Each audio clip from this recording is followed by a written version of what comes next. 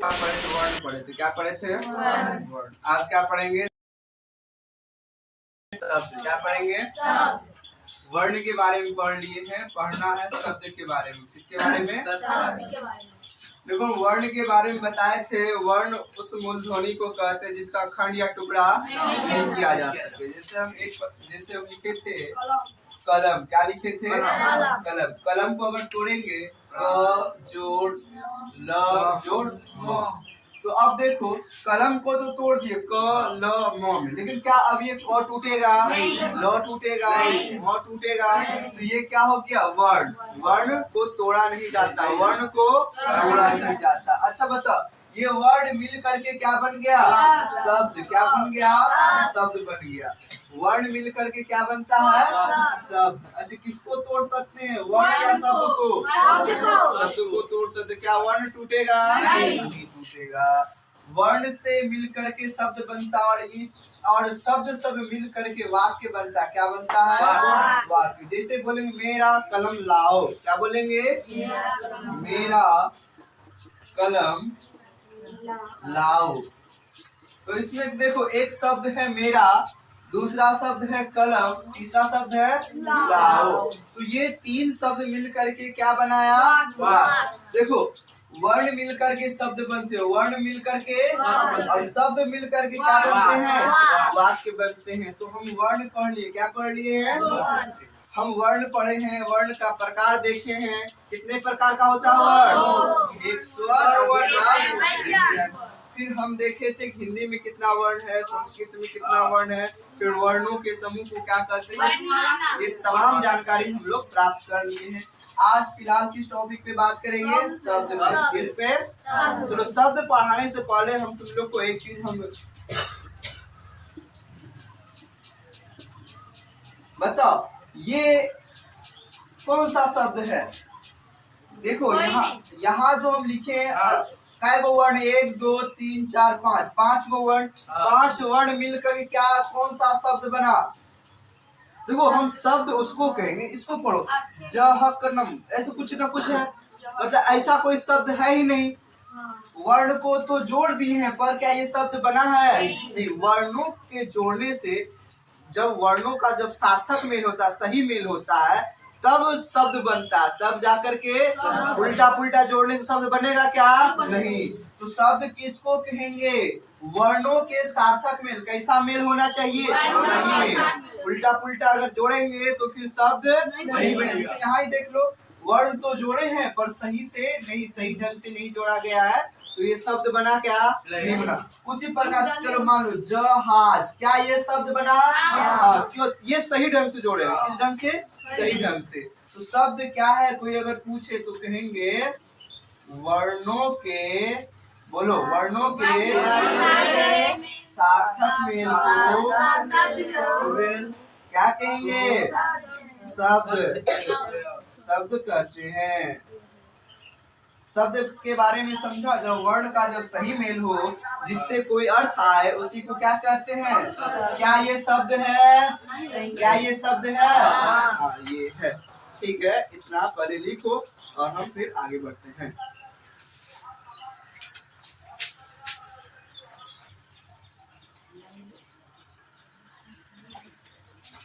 हाँ तो देखो हम लिखे हैं शब्द का परिभाषा।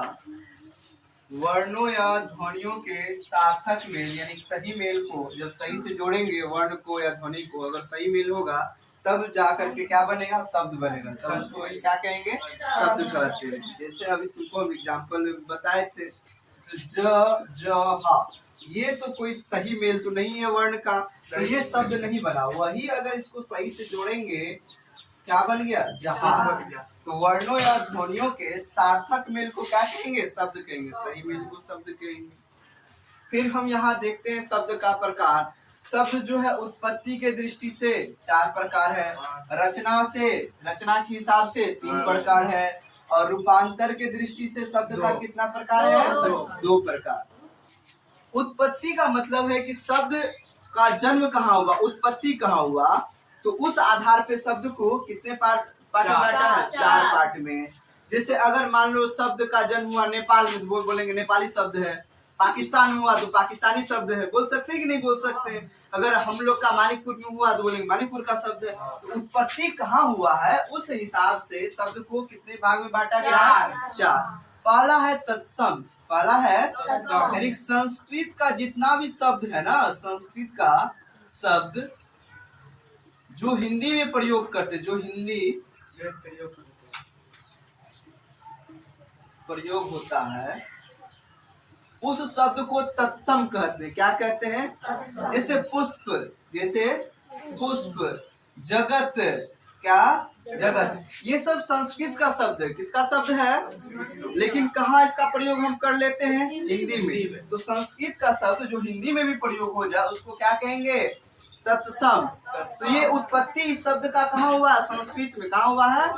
और संस्कृत में हुआ है और उसका प्रयोग हम हिंदी में करते हैं तो इसका नाम क्या हो जाएगा? फिर है तद्भव। दूसरा नंबर में क्या है? तद्भव। अगर हम संस्कृत के शब्द को हिंदी में लिखे तब उसको क्या कहेंगे? तद्भव। जैसे अग्नि, अग्नि जो है एक संस्कृत शब्द, कैसा शब्द है? अगर इसी को लिखेंगे तो ये हिंदी में हो जाएगा आग। क्या हो जाएगा? बोलो, संस्कृत वाला शब्द अगर लिखेंगे तो तत्सम, अगर उसको अगर बदल करके हिंदी में लिख दिए तो क्या हो गया? आग।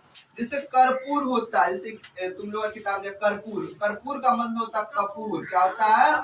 अरे कपूर जो साँझ बाती नहीं देता है वही वाला तो है कपूर। टेंशन में कहा गया तुम लोग। तो कर्पूर एक संस्कृत वाला शब्द है, उसी को अगर बदल देंगे हिंदी में तो क्या हो जाएगा? कपूर। तो संस्कृत के बदले हुए शब्द को या तत्सम के बदले हुए या बिगड़े हुए शब्द को क्या कहेंगे? तद्भव। देखो संस्कृत वाला है तो तत्सम हो जाएगा, इसी को अगर बिगाड़ दो, बदल दो तो ये क्या हो जाएगा? तद्भव। तो कहा जाता है तत्सम के बिगड़े हुए रूप को क्या कहते हैं? तद्भव। अब एक है देशज। क्या है? देशज। देशज का मतलब है जिस शब्द का उत्पत्ति देश में हुआ हो। कहाँ पे हुआ हो? छोड़ा है ना, सुन रहे? तो ये कोई इंग्लैंड का भाषा नहीं है, ये अपना ही देश का भाषा। हम आवच्यो होता है कि नहीं होता? तो जिस शब्द का उत्पत्ति, जो शब्द हमारे देश में ही बना है उस शब्द को क्या कहेंगे? देशज। वेयर आर यू गोइंग, अगर ऐसे बोलेंगे ये हमारा देश में नहीं बना ये शब्द, ये विदेश का है। किसका है? विदेश का है। तो देशज जैसे लोटा, गमछी, गमछी सी, ठीक है ना, गमछी, माछ, तो माछ भात के लिए माछ भात। तो जो भी शब्द जिसको लगता है कि हाँ ये भारत का ही, अपना ही देश का है, तो उस शब्द को क्या कहेंगे? देशज। क्या कहेंगे? अब अगला जो हम मिटा दिए थे उसका नाम क्या है? विदेशज। मतलब वैसा शब्द जिसका उत्पत्ति यानी कि जन्म कहाँ हुआ हो? विदेश में हुआ हो, वैसे शब्द को क्या कहेंगे? विदेशज। कमान कमान, स्पीक स्पीक। तो ये जो हम जो वर्ड बोले हैं, जो शब्द बोले, ये हमारा देश का नहीं है। स्टैंड अप, सिट डाउन, ये जो बोलते हैं तो ये कहीं न कहीं विदेश का शब्द। कहाँ का है? विदेश का। तो ऐसे शब्द जिसका जो उत्पत्ति है, जिसका जो जन्म विदेश में हुआ है, उस शब्द को क्या कहेंगे? विदेशज। जैसे कुछ कुछ देश का शब्द है, उनको किताब में दिया है। जैसे हॉस्पिटल, क्या है? डॉक्टर, ठीक ना, स्कूल,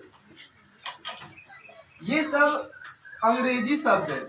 कौन सा? अंग्रेजी। अंग्रेजी, अंग्रेजी कैसे होगा? इंग्लिश शब्द है। इंग्लिश का शब्द अंग्रेज, यानी कि ये हम लोग का नहीं, विदेश का है। इंग्लिश जहाँ अंग्रेज लोग थे वहाँ का शब्द। कुछ जो है अरबी शब्द भी है, कुछ अरब देश का क्षेत्र, मतलब अरब देश का शब्द है। जैसे किस्मत, क्या है? जैसे तो किस्मत में नहीं था तो हमको मिला नहीं, ठीक ना। जैसे हो गया तुमको असर, कुछ असर ही ना आ रहा, गोली दवा खा रहे हैं, डांट दर्द करते हैं। तो असर जो एक शब्द है ये हमारा देश का नहीं है। कहाँ का है? कहाँ का है? विदेश का है। और भी देख लो, जैसे फारसी में भी कुछ शब्द है। फारसी, फारसी में जैसे आराम, अफसोस, क्या? सॉस नहीं, सॉस ससुर नहीं, ये अफसोस। क्या बोले? अफसोस हो रहा है कि कल हम जो है सुतले रह गए भर दिन। तो अब अफसोस होता है, कल हम वहाँ गए नहीं कि बैंक का काम नहीं हुआ, अफसोस हुआ। तो मतलब जो टेंशन अफसोस है ना, तो ये जो शब्द है ये विदेश में बना है। कहाँ बना बच्चा? विदेश में। तो इसीलिए इस शब्द को क्या कहेंगे? विदेशज। क्या कहेंगे? ठीक है, पहले इतना तुम लोग लिखो, फिर हम आगे बढ़ते हैं।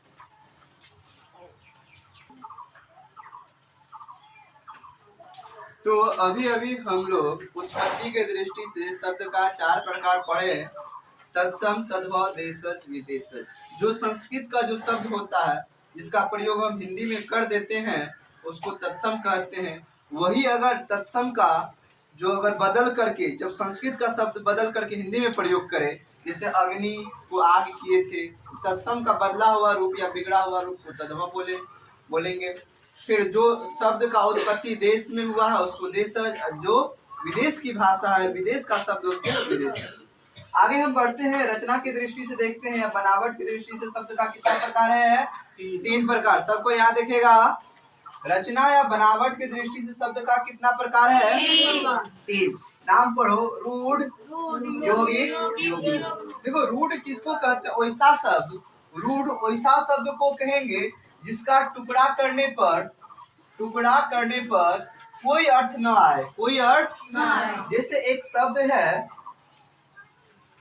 तुम लोग देखो, जैसे हाथ एक शब्द है, ठीक, और इसको अगर अलग करेगा हा और थ, क्या ये हा का मतलब कुछ होता है? नहीं। थ का भी मतलब कुछ हुआ? तो टुकड़ा करने पे कोई अर्थ आया क्या इसका? नहीं आया। जैसे मान लो कान भी देखो, इसको अलग अलग करो, का अलग कर दो, नो अलग कर दो, क्या ये अलग अलग होने पे क्या इसका अर्थ निकल रहा है? कोई अर्थ नहीं निकल रहा। जब जुटेगा तब मान लो कान, हाथ, नाक, अगर अलग अलग कर दे तो पता नहीं चलेगा हाथ किधर है, हाँ इधर, था इधर।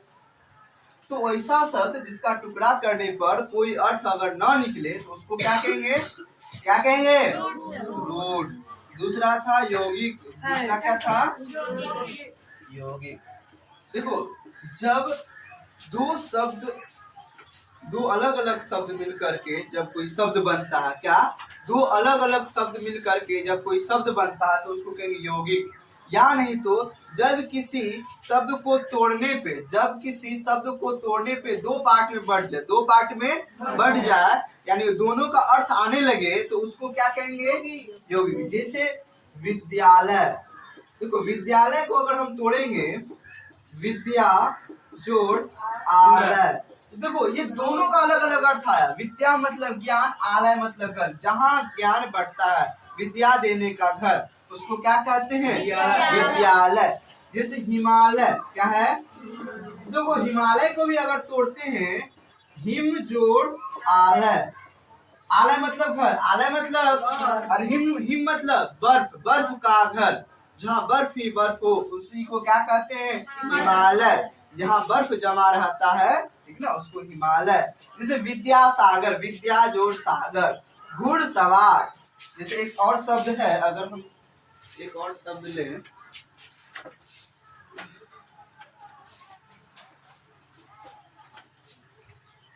जैसे घुड़सवार। यहाँ देखो घुड़ मतलब घोड़ा और ये सवार मतलब उस पे चढ़ने वाला, उसका सवारी करने वाला। तो देखो जब हम इसको अलग अलग तोड़े हैं तो अर्थ आया कि नहीं आया? क्या रूट में ऐसा हो रहा था? नहीं। इसका टुकड़ा करने पे कोई अर्थ नहीं आएगा, और लेकिन इसका टुकड़ा करने पे अर्थ आता है। अब तीसरा है जो कि लास्ट है इसका, योग रूट। क्या है? देखो जो